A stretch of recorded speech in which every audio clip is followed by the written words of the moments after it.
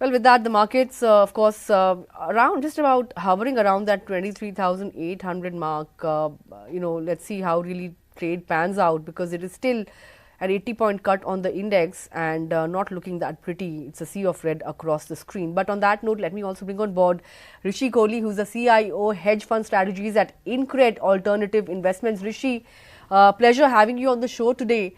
Let me first begin by asking you, what are you making of the kind of sell-off and the pace of sell-off in the market, right? We are over 2,000 points off record levels, and crucial levels of 24,000 also being taken out.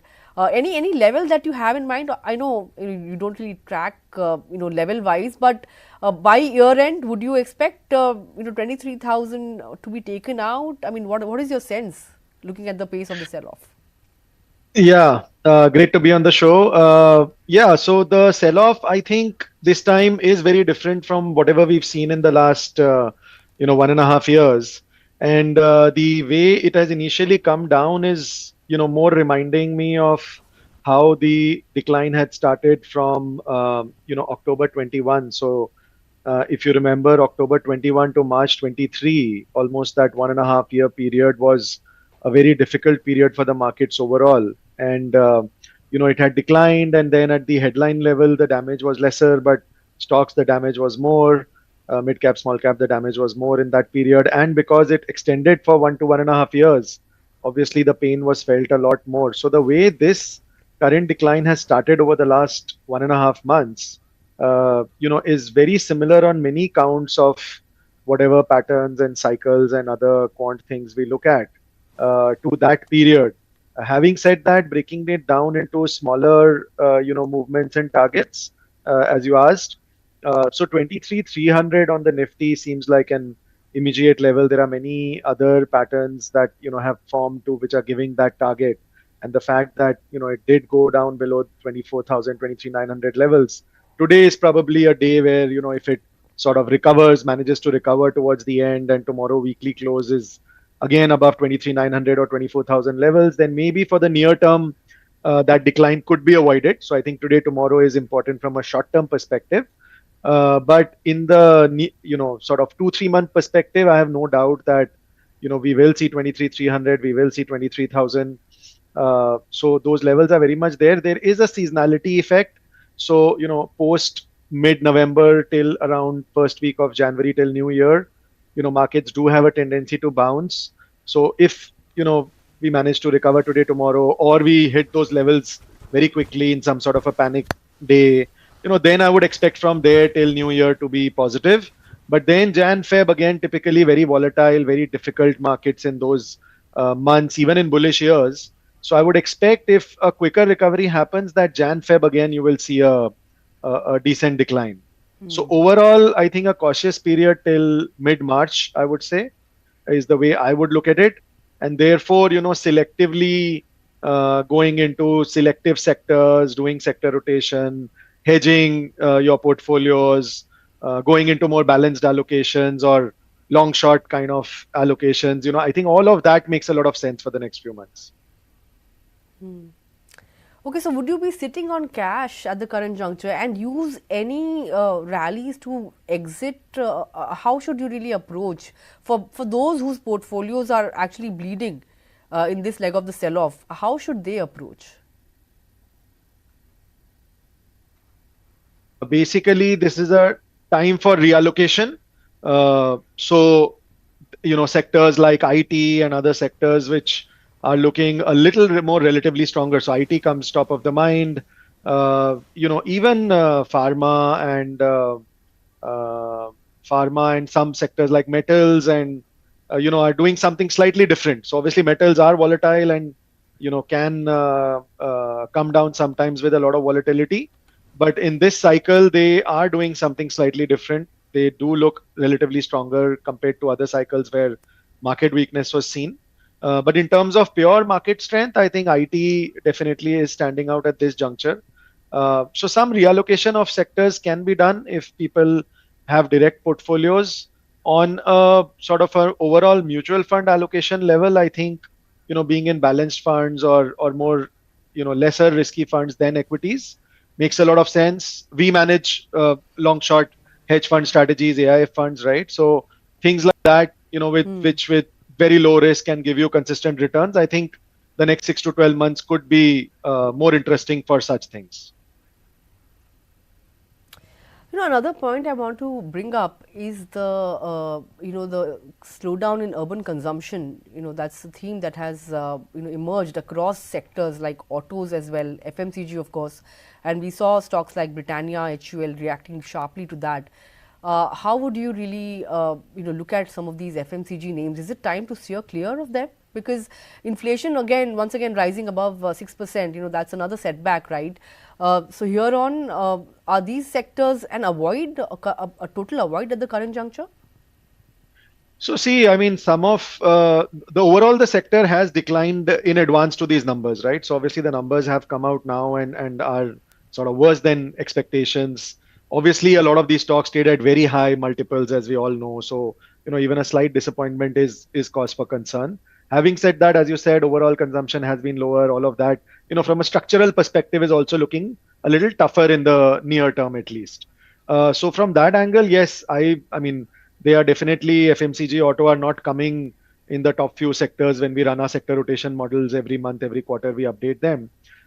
So yes, I would stay away from them. Having said that, because these sectors also started declining sort of before the market, right? So if you see, they actually started declining. They were sort of giving that indication earlier. So from that angle, some trading rallies that will come and short-term bounces that will come in between, like I talked about of the seasonality thing. I think some of that could happen in some of the subsegments. So wherever relatively in these sectors, the numbers have been better, earnings have been better, or fundamentally there are some other attractive factors, then those stocks would selectively maybe bounce a little better in some of these trading rallies that come once in a while. So that is how I would use them. But from a overall medium term perspective, yes, I mean they would not rank very high in an immediate term. Okay. What do you make of the recent listings that we've had, the likes of Hyundai, and of course Swiggy is also making its debut today? In light of that, anything that has caught your fancy, and how would you really approach Zomato now that Swiggy is also making its debut on the Wall Street? No, so I mean a lot of the recent issues, I mean especially the names you mentioned have not been super attractive anyway from a fundamental level, especially at the levels at which they were listing. So from that angle, not very exciting from a listing perspective and an immediate term perspective. Zomato, Swiggy, of course, that relative comparison keeps coming up. But I think again, sort of the immediate market impact will be seen even in these stocks. Post that, of course, I mean, on a relative basis, I think Zomato is a little stronger in my opinion to Swiggy. But yeah, overall market decline will impact that too. Another question on the rupee weakness. Of course, it has been hitting fresh lows consistently, and companies relying on foreign borrowing face greater challenges in accessing credit, right? So how will that impact industries that rely heavily on imports? You spoke about pharma seeing good traction, or perhaps you could look at opportunities in the pharma space, but don't you think the rupee weakness would actually pose a headwind to the pharma space as well? Yeah, so near term it could, but as you know that rupee anyway in the longer term, has had that depreciating sort of slope. So I think stronger companies in the sectors where the currency impacts them, I think they have over time with experience and understanding, I think they're able to handle that reasonably well in terms of whatever forex hedging or other treasury solutions they can use to dampen that effect. So from that angle, in the medium to long term, I would not be that worried. And of course, the rupee has been very, very stable. RBI has kept it very stable over time. The only worry is that when it is sort of in a very tight band, any currency globally, when it is in a very tight band for extended periods of time, and obviously that is due to central bank or government sort of intervention or outlook on how to manage the currency and the forex reserves. Then typically whenever a stressed situation comes, then there is a shock and a sort of a stair step function where it suddenly moves sharply, at least for a few weeks or a month, and then again settles down. So that is the only thing I would be worried about from the currency perspective. Otherwise, gradual movements here and there overall will not really impact because the companies know how to handle that. In the near term, of course, there's no cause for that macro worry also because I think everything is broadly looking good on the macro front as such. So I would not be worried about that. There's no 2013-14 kind of situation possible at all.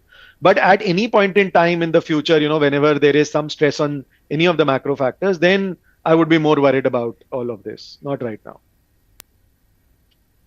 All right, point taken. And lastly, what should be the ideal asset allocation strategy now? In a bid to really hedge your portfolios in times of, sell-off.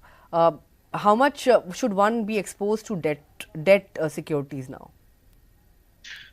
So, like I said, till March, I would be cautious at least. And if it extends like the October 21 to March 23 period, then, maybe a little longer, maybe another 6 months after March also. So it'll all depend on how it plays out till March. But yes, till March, definitely cautious. And from that perspective, obviously, having, even 50, 60% or more, depending on, what your current asset allocation is. So if currently it is more like 80-20, 80 towards equity, then I would say, it needs to reverse and go 50, 60% to debt or debt-like allocations. So when I say that, it could be, arbitrage funds. It could be, like I said, long-short funds, because these are, and I run one long-short fund, right? So these are things which are basically categorized as absolute return funds and, try to outperform short-term bond funds and arbitrage funds while keeping the risks almost zero. I mean, almost very, very minimal. You can't say zero, but very, very minimal.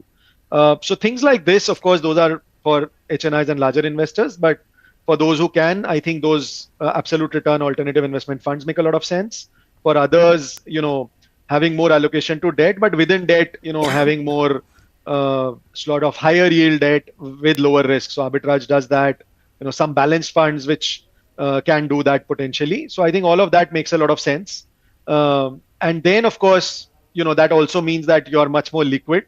And if a sharp panic or crash happens at some point, then you can again reallocate back into a larger allocation into equities. So those couple of mixes is what I would. Sure. And any thoughts on Bitcoin? Has cleared that $90,000 mark as well. I mean, the Trump trade really playing out there. What are your thoughts?